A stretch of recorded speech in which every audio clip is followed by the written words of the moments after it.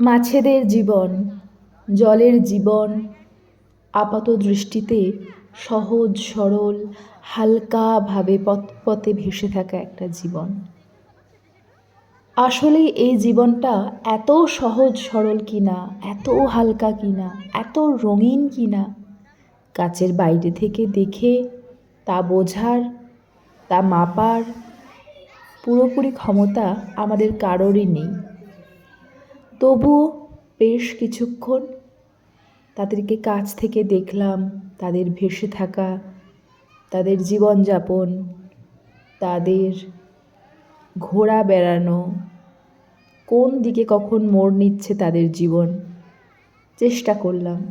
এত রঙিন, এত সুন্দর, আসলেই তারা কেমন, এত কম সময়ে সেটা উপলব্ধি করার ক্ষমতাও হয়তো আমাদের নেই। এই মুহূর্তটা হচ্ছে সেই দিনের যেদিন আমরা নন্দনকাননের চিড়িয়াখানায় গিয়েছিলাম, অর্থাৎ 23 ডিসেম্বর। স্বভাববশত এবং ল্যাদজনিত কারণে যথারীতি আমি এতদিন পরে, প্রায় 1 মাসই হতে চলল আজকে এটার ভয়েস দিচ্ছি।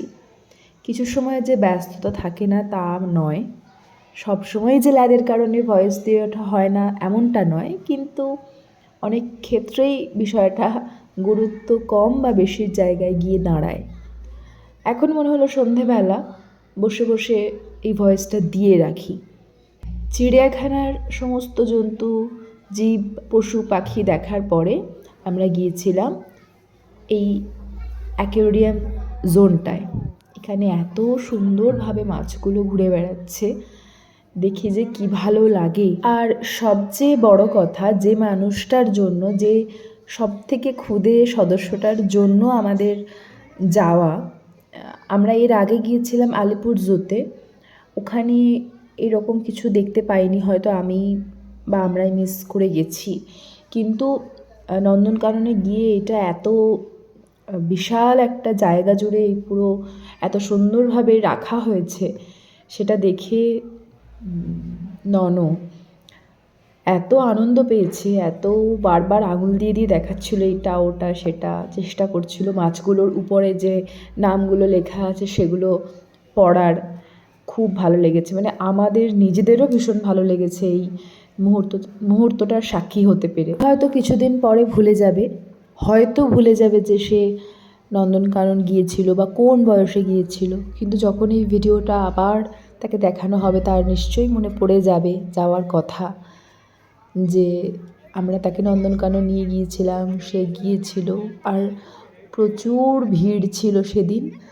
আর আমি তো উড়িষ্যায় এসে এত বাঙালি খুঁজে পাই না, নন্দনকাননে গিয়ে যা বাঙালি দেখেছি, মানে চতুর্দিকে বাঙালি, চতুর্দিকে বাংলায় কথাবার্তা, এটা দেখে একটা অন্যরকম আলাদাই একটা অনুভূতি হচ্ছে। আসলে যারা পুরী ঘুরতে যান তাদেরকে বলা হয়, ইনফ্যাক্ট 2014 যখন আমরা গিয়েছিলাম পুরী ঘুরতে, তখন আমরা বেশ ছোট, তখন আমাদেরকেও সাইট সিন দেখানোর জন্য কোনারক, তারপর ধবলগিরি, তারপর নন্দনকানন, এরকম কিছু কিছু জায়গা নিয়ে যাওয়া, চিল্কা হ্রদ, এগুলো নিয়ে যাওয়া হয়েছিল বা হয়।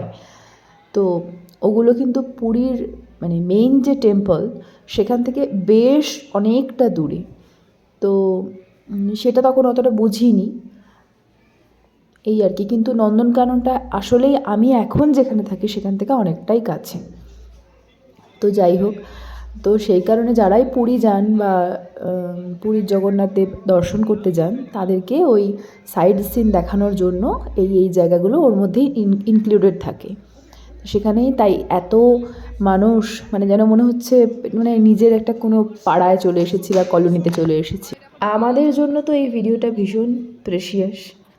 আশা করি সবারই ভালো লাগবে এই ভিডিওটা দেখে, যারা শেষ পর্যন্ত দেখবেন। কত ছোট বড় পুচকি পুচকি মাছ, কোনোটা একটু হয়তো বেশি বড় সাইজে। যাই হোক, ভালো থাকবেন সবাই, পরে আবার অন্য কোনো ভিডিওতে দেখা হচ্ছে।